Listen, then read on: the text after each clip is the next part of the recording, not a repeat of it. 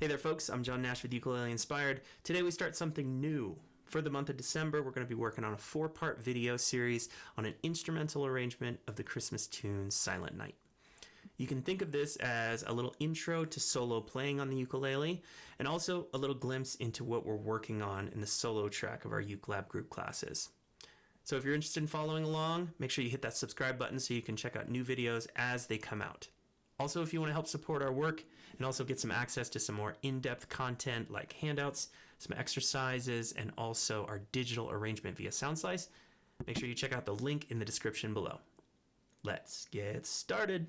Let's jump to the uke here and show you a technique that we're going to be using throughout the solo arrangement. It's a targeted roll. Basically, you're going to start with your thumb on the top string, roll to the A string here, and then the next time what you're going to do is roll to the E string and then use that A string as a break. See how I dropped through and then landed on that A string, and now roll through to the C string and then you're going to use that E string as a break. When we use this technique, what we're doing is highlighting a certain note inside of that chord. Our ear is drawn to whatever note we hear last. Let's take a chord we know pretty well, F chord here, and try rolling to those different strings. Do you notice how when I play to the C string, that last note is the one that you're hearing, and then here that A note is getting highlighted. Now, if I put my pinky down on the 3rd fret, what we've got is a variation of that F chord with a really nice sound. All right, that brings us to our left-hand shape. So what we're going to do is work on the 3 chords that we need for this tune, C, F, and G. And we're going to find some alterations to those chord shapes that we're going to be using in this arrangement. First thing I want to do is take the C chord and add my ring finger to the 3rd fret of the E string.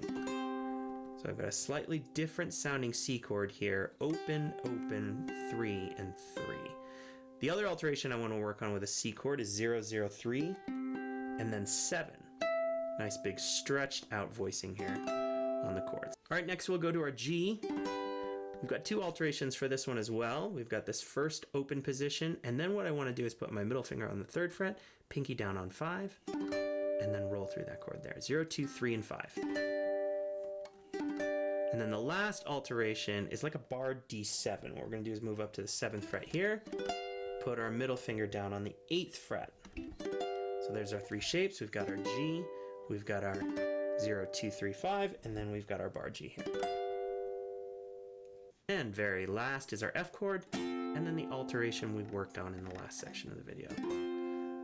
So we got 2, 0, 1, 0, and then 2, 0, 1, 3.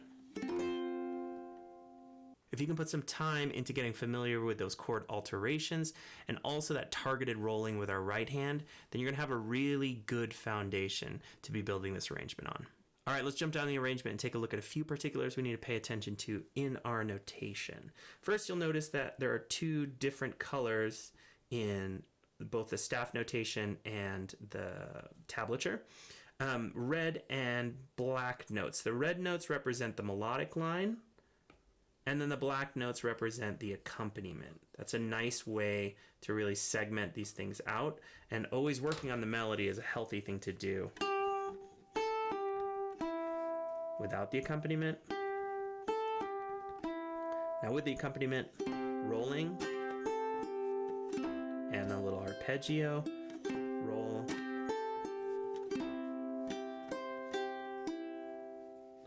All right, let's start with our first move here. We want to hold our C chord, make the alteration by putting the middle finger on the 3rd fret, and then I want to roll to that E string, targeting that 3rd fret G note, right there. So I roll. Now what I'm going to do is I'm going to take off the ring finger to open the A string, and I'm going to play the A string, then the E string. Just like that. One more time. And now on my next measure, I want to go back to the C chord and roll to that open E string. So there's my melody with the beats emphasized.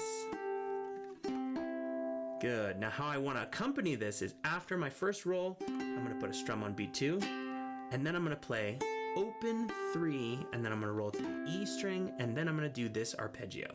G, A, G, E. Thumb, middle, thumb, pointer. G, A, G, E.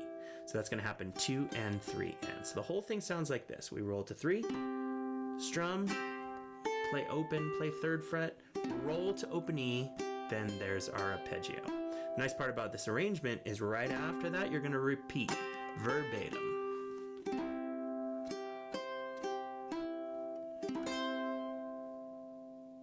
There you have it, little intro to this tune.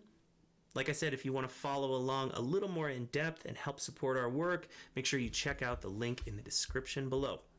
We'll see you in the next one.